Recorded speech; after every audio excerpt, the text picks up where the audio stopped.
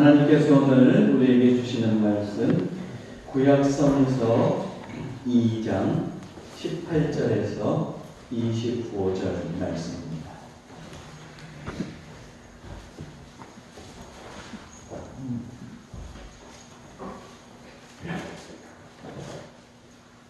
구약성서 창세기 2장 18절에서 25절 말씀, 이 계시의 말씀을 우리 한 절씩 교독하겠습니다.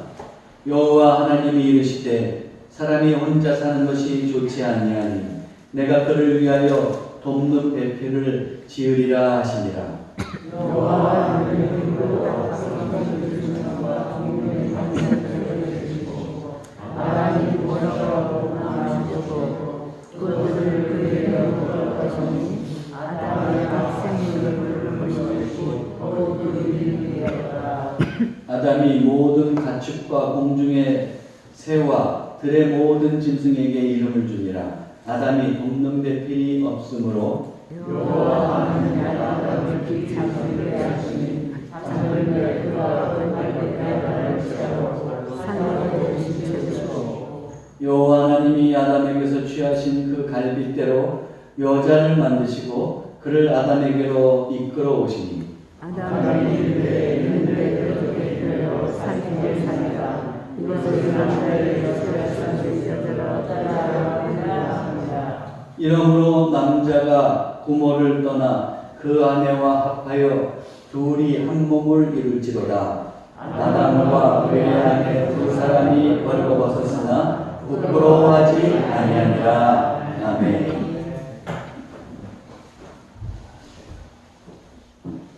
할렐루야. 아멘. 우리가 이제 5월달 가정의 달을 보내고 있는데요. 우리 가족들에게, 또 우리 공동체에 있는 모든 사람들에게 더욱 친절하게 한번 지냈으면 좋겠습니다. 표정이 때로는 내 마음을 바꾸게도 만듭니다.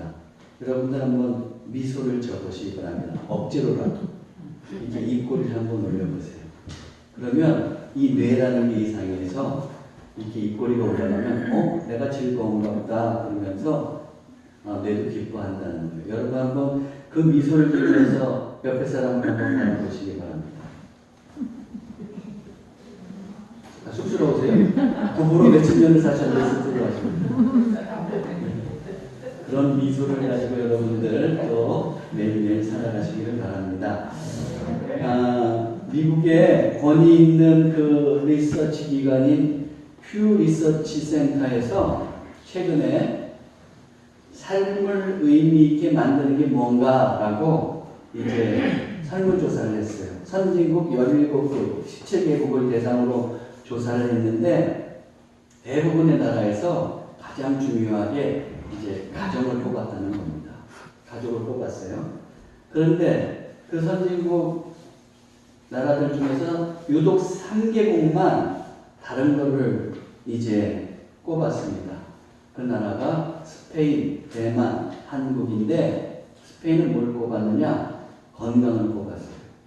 대만은 뭘 꼽았느냐? 사회를 꼽았습니다.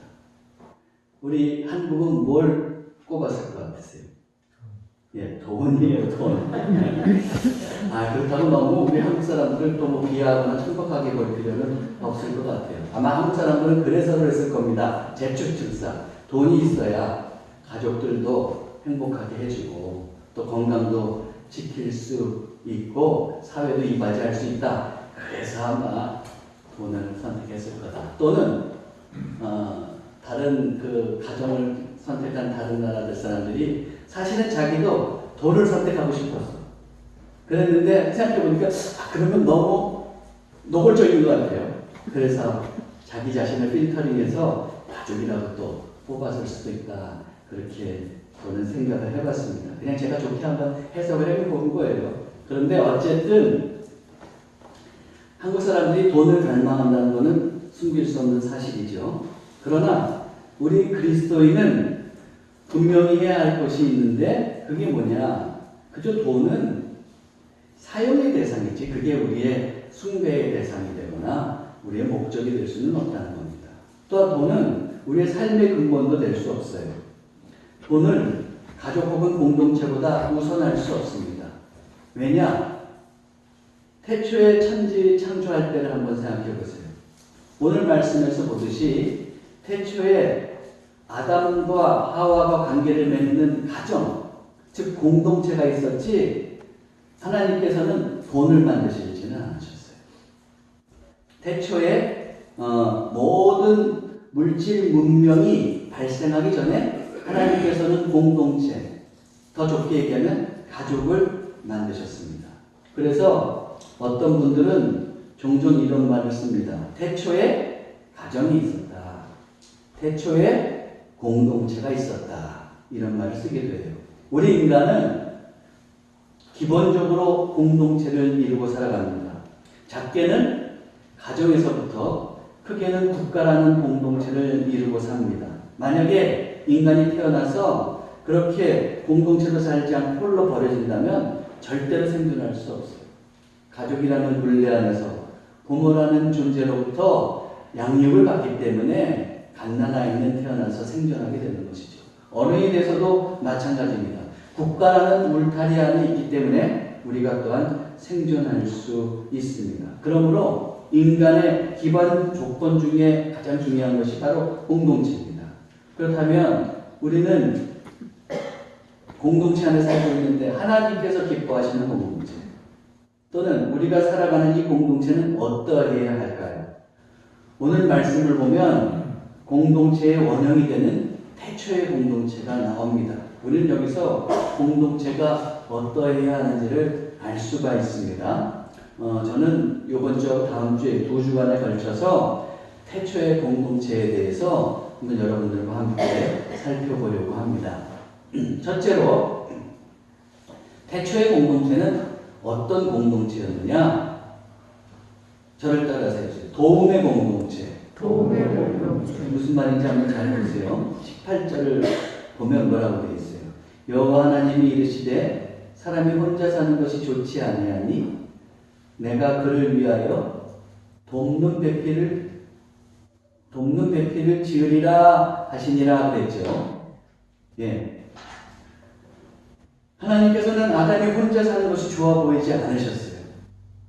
그래서 이제 돕는 배필을 줘야겠구나 이렇게 마음을 이제 먹고 계획하고 계셨던 겁니다. 근데 그러고 나서 그거와 좀 동떨어진 내용들이 19절 20절에 나와요.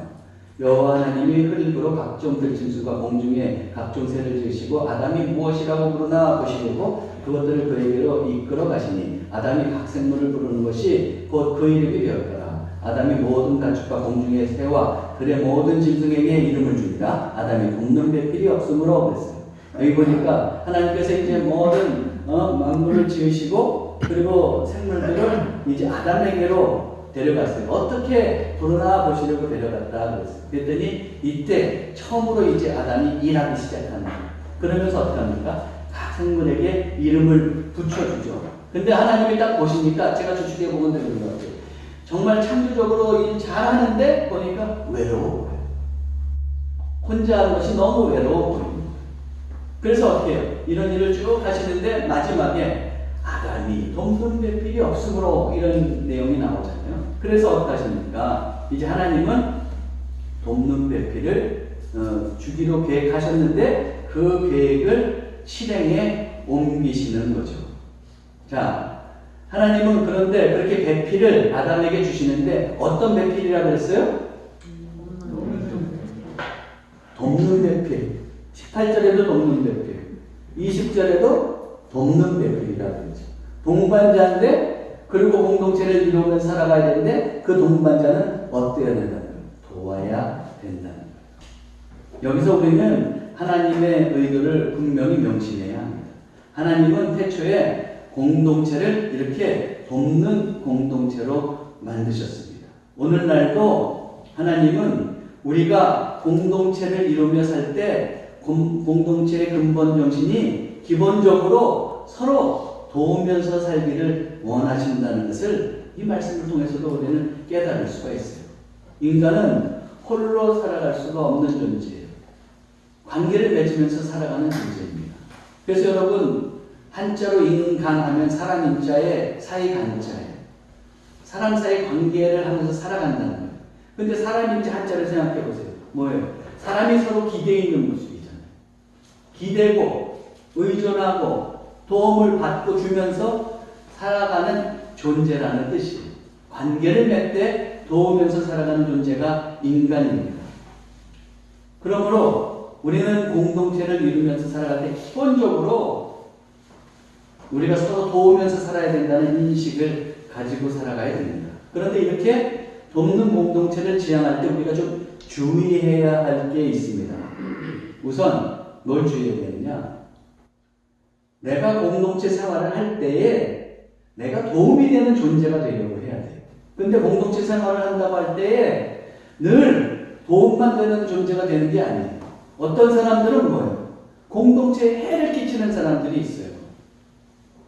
나 하나의 잘못된 행동이 공동체에 큰 지대한 영향을 미칠 수 있다는 것을 여러분들 꼭 기억하셔야 돼요. 근데 내가 도우면 살면 그것도 큰 영향을 미칠 수 있지만 내가 잘못된 행동을 함으로써 그 공동체에 치명타를 남길 수도 있다는 것을, 치명적인 상처를 남길 수 있다는 것을 우리가 기억해야 됩니다.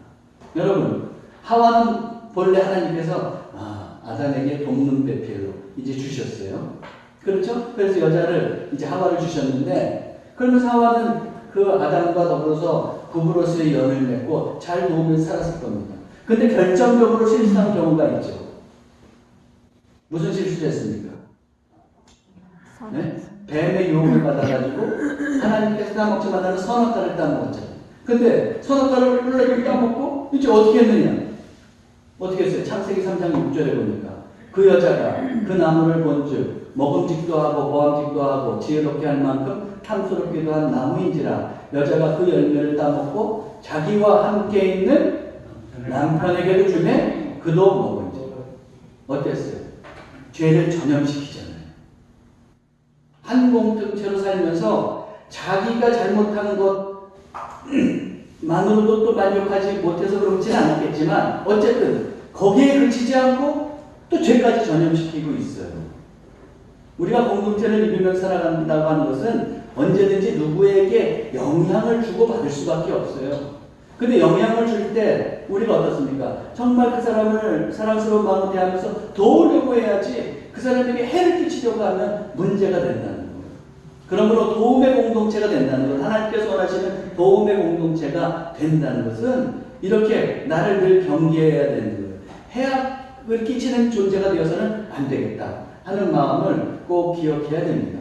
두 번째로 또 우리가 한 가지 더 기억해야 될 건 뭐냐면 우리가 도움의 공동체를 지향한다고 하면 이런 전제를 갖는 게 좋겠어요. 저는 물론 도움을 주고 받을 수 있는 건 사실입니다. 나도 연약하기 때문에 도움 받아야 돼요. 그것도 내가 넉넉하면 도움을 줄 수 있어야 돼요. 그런데 우리가 기본적으로 갖는 생각은 공동체에서 살 때 나는 도와야 하는 사람이다 이런 생각을 갖는 것이 좋아요.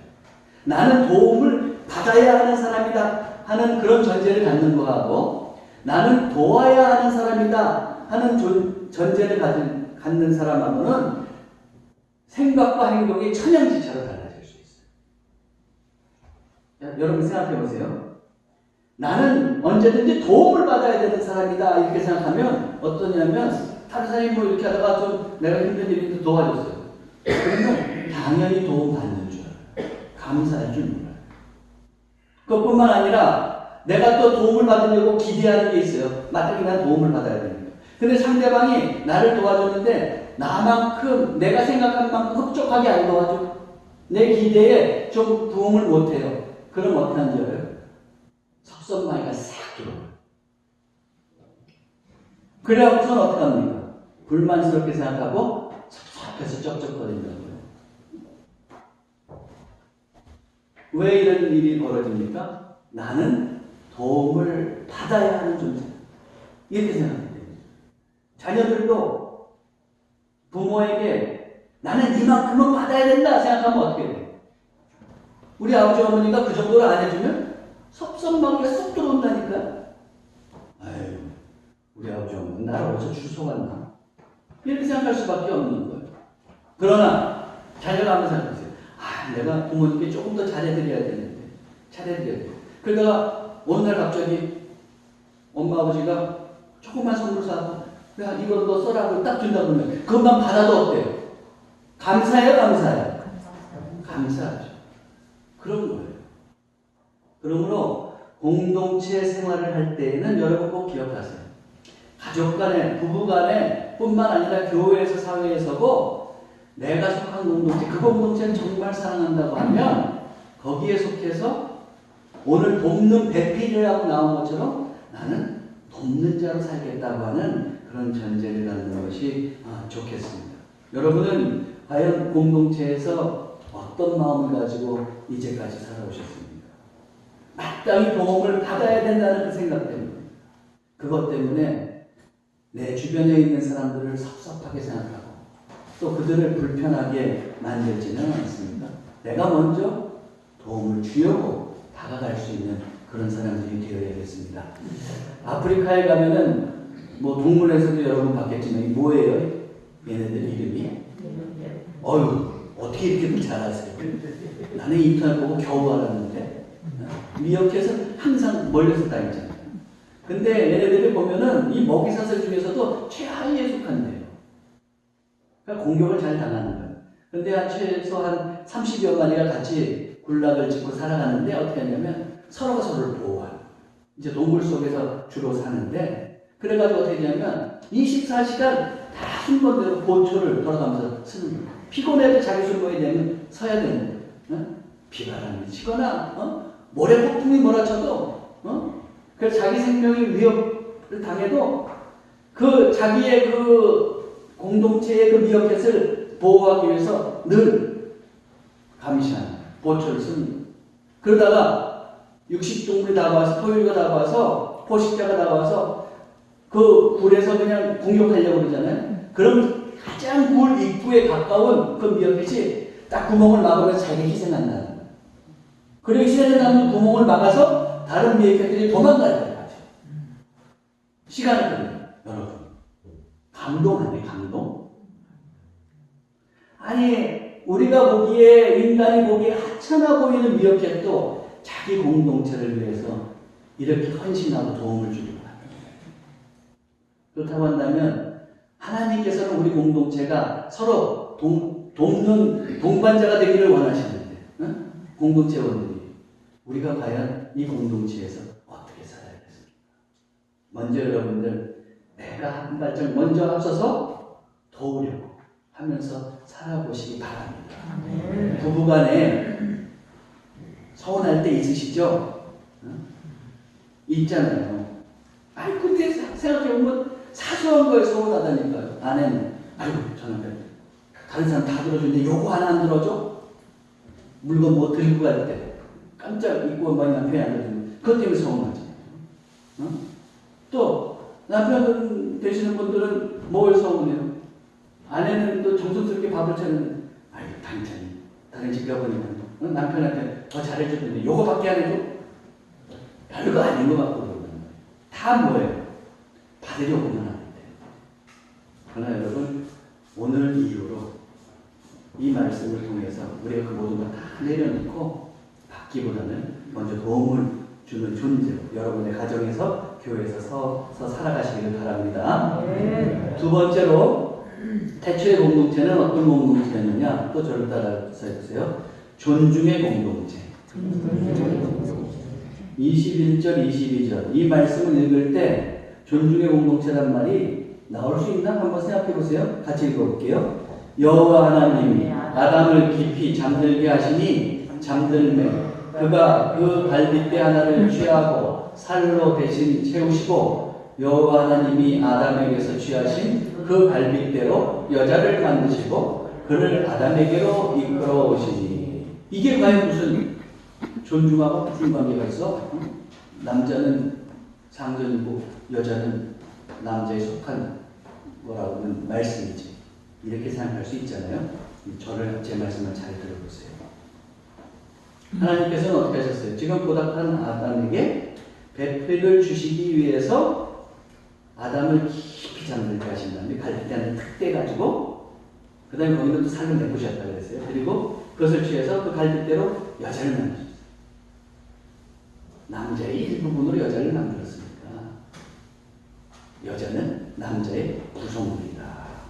이렇게 말하시는 분들도 있을 거예요. 근데 여러분, 여기서 하나님께서 여자를 만드시는 과정을 한번 주의 깊게 한번 살펴보자.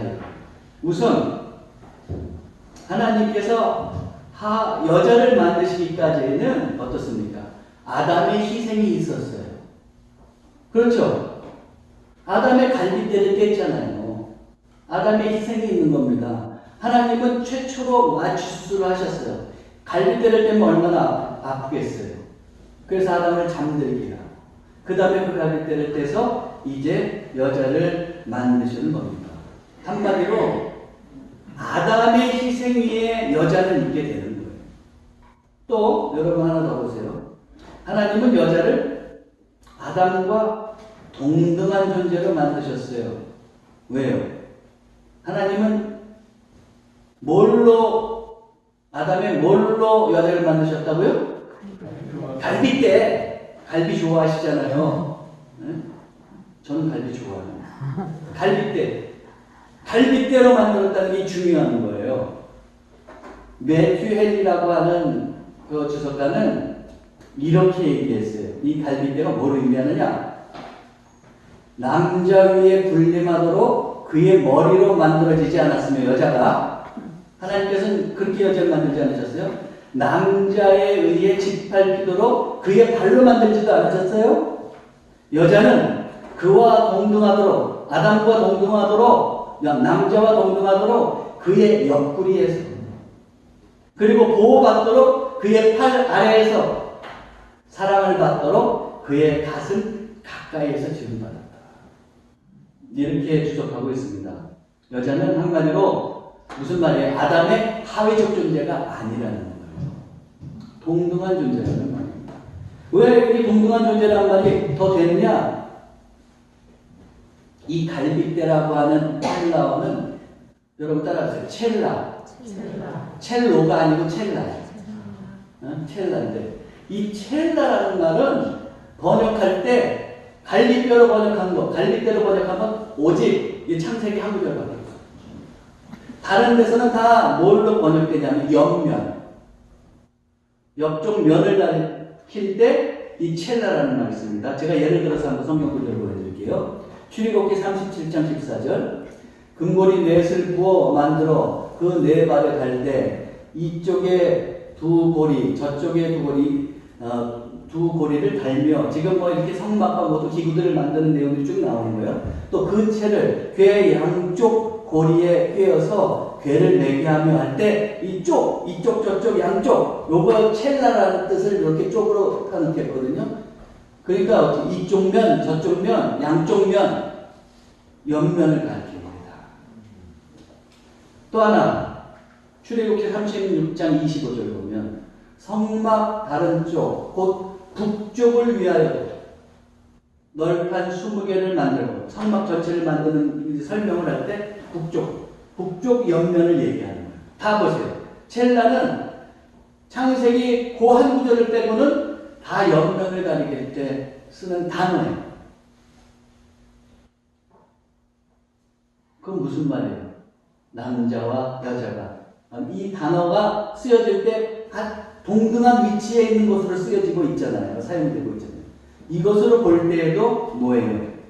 여자는 남자와 동등한 존재라는 것을 우리가 이 단어의 쓰임으로도 알 수가 있는 겁니다. 어떤 분들은 이제 창세기 아까도 봤지만 돕는 배필이라고 나왔잖아요. 18절하고 20절에서 돕는 배필을 나오니까 여자는 남자를 위해서 돕기만 하는 하위적인 존재로 또 이렇게 생각하기도 해요. 근데 여러분 돕는 배필이라고 하는 히브리어는 뭔지 아세요? 에제르라는 말이에요. 에제르는 돕다는 뜻인데 성경에서 대부분의 경우에 에제르는 누가 누구를 돕는 걸로 나오는지 아세요? 하나님이 인간을 돕는 걸로 나옵니다. 제가 보여드릴게요. 신명기 33장 7절 보세요. 유다에 대한 축복은 이러하니라. 일렀을 여호와여 유다의 음성을 들으시고 그의 백성에게로 인도하시오며 그의 손으로 자기를 위하여 싸우게 하시고 주께서 도우사할 때 여기 에젤이에요. 주께서 도우사. 주께서는 하나님이잖아요. 하나님께서 도우사, 그가 그 대적을 치게 하시기를 원하나이다. 주께서 유다를 도우사, 이제 그가 대적을 치게 하시기를 원하나이다. 이렇게 지금 모세가 기도하고 있는 겁니다. 또 한 구절 더 볼까요? 이번엔 시편을 보겠어요. 시편 33편 20절. 같이 읽어볼까요? 우리 영혼이 여호와를 바라며 그는 우리의 도움과 방패시로다. 그는 누구예요? 하나님이죠. 우리의 도움할 때 여기 에젤. 하나님이 우리를 도와주셔야 된다. 도우시는 분이라는 거예요. 자, 여기서 보듯이 에젤이라는 단어는 뭐예요? 남의 도움이 전혀 필요 없는 하나님이 스스로 하나님께서 약한 자를 돕는 거예요. 그러니까 남의 그 도움이 전혀 필요 없는 강한 자가 약한 자를 돕는 거를 에젤이라는 말을 쓴단 말이에요. 그러면 그런 의미에서 볼 때 돕는 베풀이라고 하면 엄격하게 따지고 보면 누가 더 나아요? 그건 말하지 않겠어요. 그러나 여러분 보세요.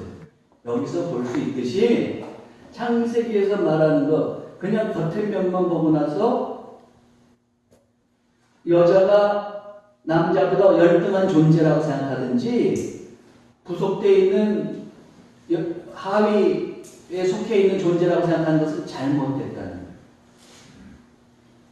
결론적으로 요약해서 말하면 어때요? 제가 보세요. 이 쭉 본 것처럼 하나님께서는 여자와 남자를 동등하게 만드셨어요. 근데 여자는 어때요? 남자 아담의 희생으로부터 나왔죠. 얼마나 소중한 존재예요. 뭔가 귀한 게 나오려고 그러면 애쓰고 힘들고 어려운 일들이 있으면서 그 희생해서 나올 때 정말 소중한 게 나오잖아요. 여러분 여자분들 아이를 낳을 때 아이가 왜 더 소중합니까? 정말 내가 배가 아파가면서 나오니까 더 소중하잖아요. 아픈 거 느끼면서 새로운 생명이 탄생하는 걸 보니까. 그렇게 여성이 남자의 희생 속에서, 아담의 희생 속에서 희생을 바탕으로 그 동등한 자로 태어나. 그러니 어떻게 소중한 존재가 아니에요. 소중한 존재를 우리가 어떻게 대해야 돼요? 어떻게 대해야 되죠? 존중해야죠. 당연히 존중해야 됩니다. 이런 관점에서 보면 이걸 좀 더 넓혀서 보면 이런 거예요. 공동체에서도 마찬가지예요. 공동체에서도 하나님께서 뜻이 계셔서 공동체를 이루게 하시잖아요. 그러면 거기에서 학대받아야 될 존재가 있고 섬김받아야 될 존재가 있을 수 있습니까? 없어요. 다 존중받아야 됩니다. 한 사람 한 사람이 다 소중한 겁니다. 그러므로 가정에서 교회에서 공동체를 이뤘다고 하면 어떻게 해야 돼요? 서로가 서로를 존중할 수 있어야 합니다. 물론 근데 여러분 기억하셔야 돼요. 동등한 존재라고 할 때 그렇다고 해서 각 사람에게 주어진 권위까지 무시하고 평등히 살아야지. 그냥 자녀가 아버지 보고 야! 이거 말이 안 되는 거잖아요. 그렇게 되라는 건 아니에요. 가정에는 가정 나름대로의 위계가 있고 그 다음에 또 하나님께서 주신 권위가 있어요. 그럼 자녀들은 어떻게 해야 돼요? 자녀로서 부모의 권위는 인정해야 돼요. 그렇지만 서로가 동등하고 다 존중받아야 되는 귀한 존재라는 의식을 가지고 대해야 되는 거죠. 자녀는 부모에게, 부모는 자녀에게 그런 마음으로 대해야 되는. 교회에서도 마찬가지예요. 다 동등하다고 그래가지고 그러면 모든 목사직이나 또 임직이 필요 없습니까? 그런 게 아니죠. 그건 그 나름대로 존중해 주는 거예요. 그런 권위를 존중해 주지만 어때요? 거기서 다불관계가 형성이 되는 건 아니에요. 그래서 어때요? 부모가 함부로 자녀들을 함부로 대할 수 없으며 더 나아가서 기름 부음 받은 목회자라고 해서 그것을 내세우면서 교인들을 착취할 수 없는 겁니다. 하나님은 우리가 공동체 생활을 하면서 서로가 서로를 향해서 하나님께서 창조하신 동등한 존재라는 의식을 가지고 서로 존중하면서 살기를 원하세요. 이런 이야기가 있어요. 어떤 의사 모임이 있었대요. 근데 의사 모험이 있는데 거기 유독 한 사람만 수의사였다는 거예요. 그러니까 좀 마음이 꼬인 한 의사가 있었는데 그게 못마땅한 거예요. 아니 의사들만 있어야 되는데 여기 수의사가 왜 있어? 아무래도 저 수의사를 모욕을 줘가지고 좀 내쫓아야겠다. 그래가지고 기발한 아이디어를 생각했습니다. 그래서 다음 모임에 모였을 때 이 의사가 그 수의사를 향해서 이렇게 얘기하는 거예요. 전작게 얘기합니다. 선생님은 개나 돼지 이런 것들만 고치신다면서요? 자기는 뭐 인간을 고친다 이런 거죠. 근데 개나 돼지 그러면서 아주 개나 돼지를 이제 뭐 이렇게 낮추게 보면서 그렇게 얘기해요. 개나 돼지를 고친다면서요? 그랬어요. 그때 그 수의사가 빙그레 웃으면서 이렇게 얘기했다는 거예요. 이렇게 얘기했다는 겁니다. 아, 네 그렇습니다. 어디 아프세요? 제가 고쳐드릴게요. 무슨 말인지 아시겠죠?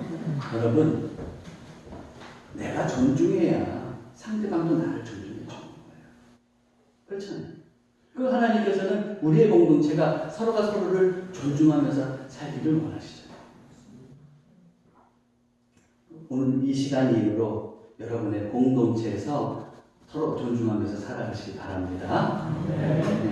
마지막으로 한 가지 더 말씀드리겠어요.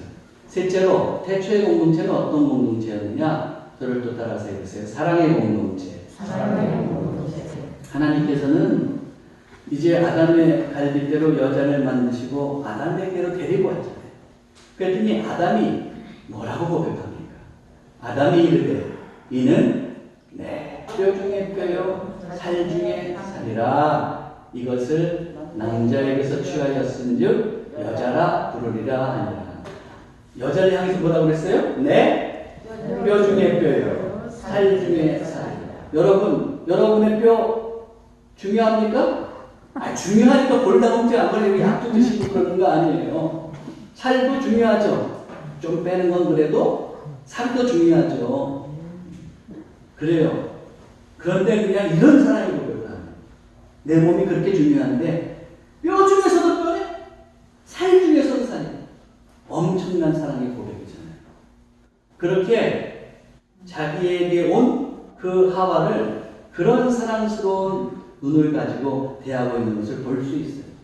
이것을 통해서 봤을 때 우리도 어때요? 사랑하면서 살아가야 돼요. 물론 아담은 아내로서 온 그 여자에게 이런 말을 했지만 더 넓게 보면 공동체에서도 우리는 어떻게 살아가야 돼요?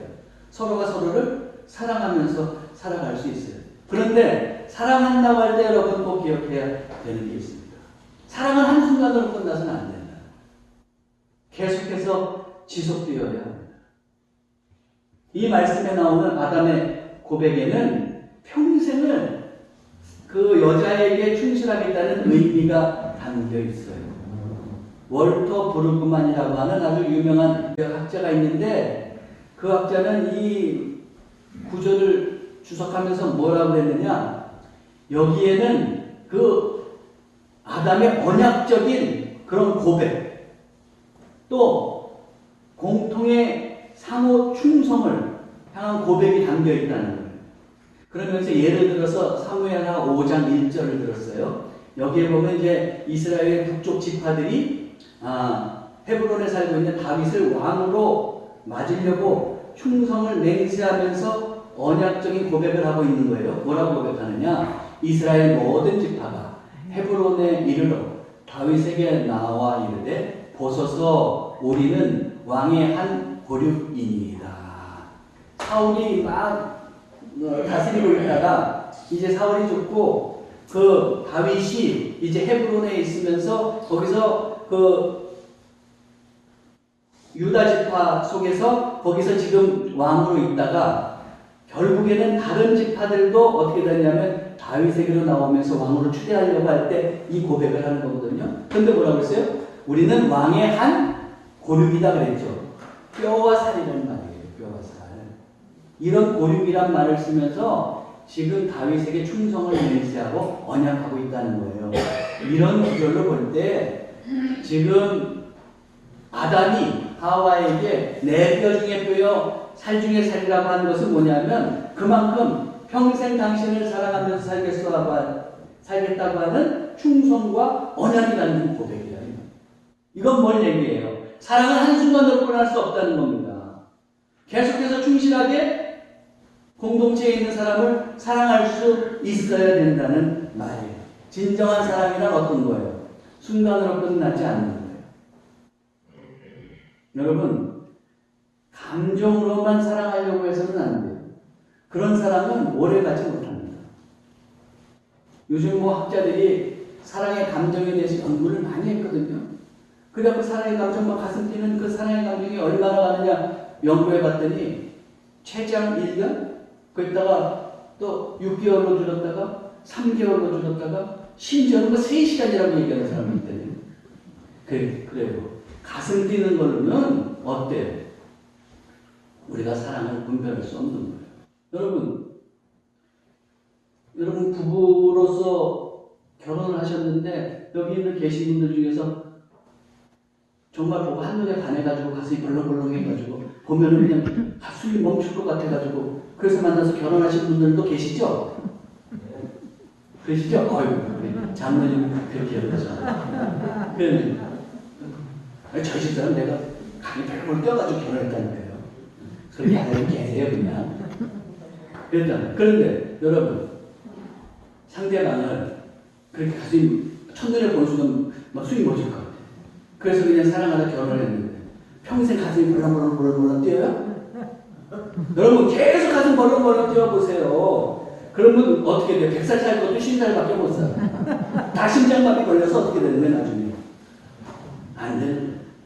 얼마 지나면 하나님께서 다 심장박동도 제자리로 돌아오게 만드시는 거예요. 그런데 그때도 우리는 사랑하는 걸 살아가요. 그래서 한국의 단어가 중요한 거예요. 우린 정이란 말 쓰잖아요.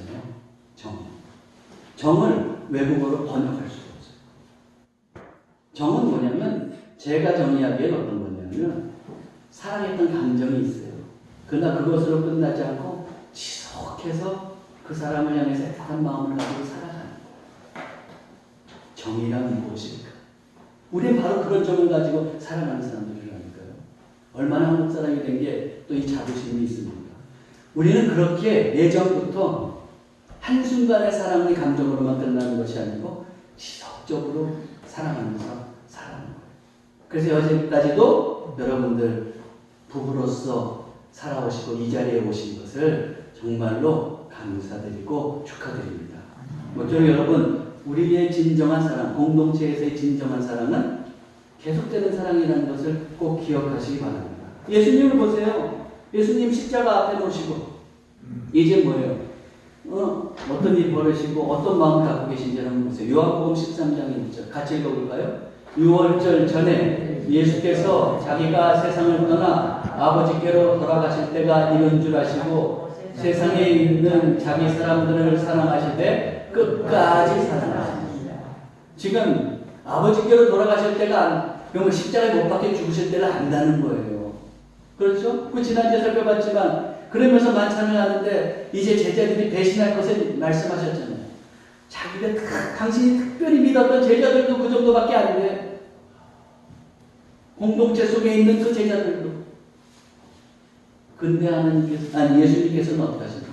그런 제자들이 있음에도 불구하고 또 자기를 잡아 죽이려고 하고 하는 그런 대적하는 세력들이 있음에도 불구하고 세상을 사랑하시기를 끝까지 사랑하십니다. 그렇다면 그 사랑으로 구원받은 우리가 공동체에서 살아갈 때 주님께서 힘과 능력을 주시면서 살아가라고 하시는데 성령께서 함께서 응원해 주시면서 살아가라고 하시는데 어찌 끝까지 사랑하지 않을 수 있습니까? 여러분, 여러분의 가정에서 또 부부관계에서 교회에서 일터에서 사랑하실 때 정말 그 사랑에 충실하시고 끝까지 사랑하며 살아갈 수 있는 그런 삶이 되시기를 주님의 이름으로 축원합니다. 네. 기도하겠습니다. 사랑의 하나님, 태초의 공동체의 모습을 말씀을 통해서 살펴봤습니다. 오늘날 우리도 주님께서 원하시는 공동체를 만들어갈 수 있도록 인도해 주옵소서. 공동체 속에서 내가 먼저 돕고 존중하고 사랑하며 살게 해 주옵소서. 그리하여 이 아름다운 태도가 모든 이들에게 퍼져나가게 하시고, 그리하여 우리의 가정이, 우리의 교회가, 우리의 사회가, 나라가 주님 보시기에 아름다운 공동체로 변모되게 해 주옵소서. 우리 주 예수 그리스도의 이름으로 기도하옵나이다.